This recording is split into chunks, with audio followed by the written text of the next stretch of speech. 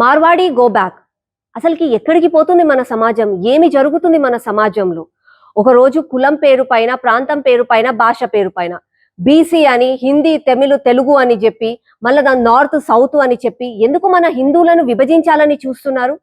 దీని వెనకాల ఎవరి హస్తం ఉంది? ఇండియా అలయన్స్, రాహుల్ గాంధీ, మళ్ళీ కాంగ్రెస్ హస్తమే కనిపిస్తుంది.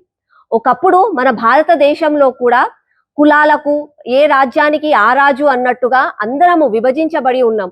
ఒక్కరిగా లేము కాబట్టే ఆ రోజు ఎడారిలో నుంచి మొఘలైలు వచ్చి మన పైన సామ్రాజ్యాన్ని తీసుకొని మనని ఏలిండ్రు. దాని తర్వాత ఈస్ట్ ఇండియా కంపెనీ పేరు మీద బ్రిటిష్ వాళ్ళు వచ్చి అరే వీళ్ళందరూ విభజించబడి ఉన్నారు కదా అని చెప్పి వాళ్ళు రాజ్యం ఏలిండ్రు. ఇప్పుడు కూడా మనం చరిత్ర నుంచి నేర్చుకోకుండా మళ్ళీ ఇప్పుడు కూడా బీసీ పేరు మీద, కులం పేరు మీద, భాష పేరు మీద, ప్రాంతం పేరు పైన చేస్తే మళ్ళీ ఎవడో వచ్చి మనల్ని ఏలుతారు.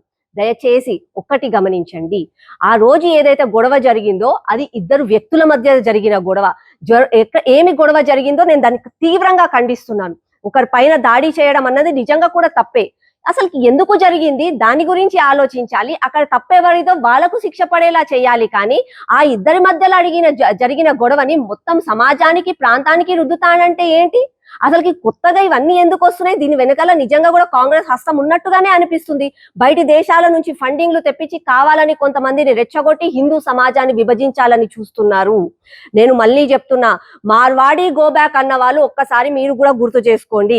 ఏదన్నా ఒక రోజు Telugu go back, Telangana go back అని అంటే ఎక్కడికి పోతుంది మన సమాజం? ఈ రోజు హైదరాబాద్ లో హైటెక్ సిటీలో ఎక్కడి నుంచి, అమెరికా నుంచి, అక్కడి నుంచి, ఇక్కడి నుంచి వచ్చి ఇన్వెస్ట్మెంట్స్ పెట్టిండ్రు. మేము ఇక్కడ ఎందుకు పెట్టాలి? యూ గో బ్యాక్ అని అంటే ఏం చేస్తాం మనం? ఉద్యోగాలన్నీ ఎక్కడికి పోతాయి? నేను హైదరాబాద్ లో పుట్టాను కాబట్టి హైదరాబాద్ లో నుంచి Warangal go back, Nizamabad go back, Khammam go back అంటే ఎట్లా? సమాజం అంటే ఒకటి, దేశం అంటే ఒకటి. నదులు వేరైనా సముద్రం ఒకటే, భాష వేరైనా, ప్రాంతం వేరైనా, కులం వేరైనా, భారతదేశం ఒక్కటే. ఇది మన రాజ్యాంగం మనకు అందించిన స్వాతంత్రం. మీరు పొద్దున లేసే రాజ్యాంగం పుస్తకాలు పట్టుకుంటారు, జై భీమ్ అని మాట్లాడతారు. అదే దేవుడు మన బిఆర్ అంబేద్కర్ గారు రాసిన రాజ్యాంగంలో ఉంది, ఇండియా ఈజ్ వన్. ఏ రాష్ట్రంలో ఉన్నా, ఏది ఉన్నా వాళ్ళని సరిహద్దులు దూరం చేయలేవు. ఏ ప్రాంతంలోకి వచ్చన్నా ఇల్లు కొనుక్కోవచ్చు, వ్యాపారాలు చేసుకోవచ్చు, నివసించవచ్చు అని చెప్పి మీరు ఈ రోజు మార్వాడి గో బ్యాక్ అని మాట్లాడుతున్నారు అని అంటే మీరు మన బిఆర్ అంబేద్కర్ గారిని అవమానించిన వాళ్ళే అవుతారు. దయచేసి తప్పు జరిగిన దగ్గర అన్యాయం వాళ్ళకు న్యాయం జరిగే వరకు పోరాడదాం. అంతేగాని ఈ విషయాన్ని సమాజానికి రుద్దుతామనంటే మాత్రం ఎవరు కూడా అంగీకరించరు.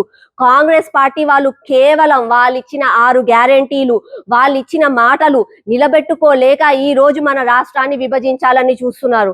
ఆ రోజు బీసీ కులగణన అని చెప్పారు, ప్రతి ఒక్కరికి తెలుసు అది మోసం అని చెప్పి.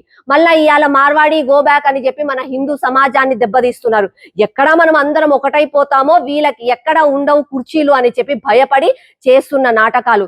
హిందూ సమాజం అందరూ కూడా మేలుకోవాలి. ప్రతి ఒక్కరు కూడా ఆలోచించండి. ఒకటిగా ఉంటేనే అభివృద్ధి సాధ్యమవుతుంది. గో బ్యాక్ అంటే అభివృద్ధి కూడా వెనక్కి వెళ్ళిపోతుంది. దయచేసి ఇప్పటికన్నా మేల్కోండి. ఈ పిచ్చి నాటకాలకు ఇప్పటికన్నా ముగింపు కాడు వేయండి.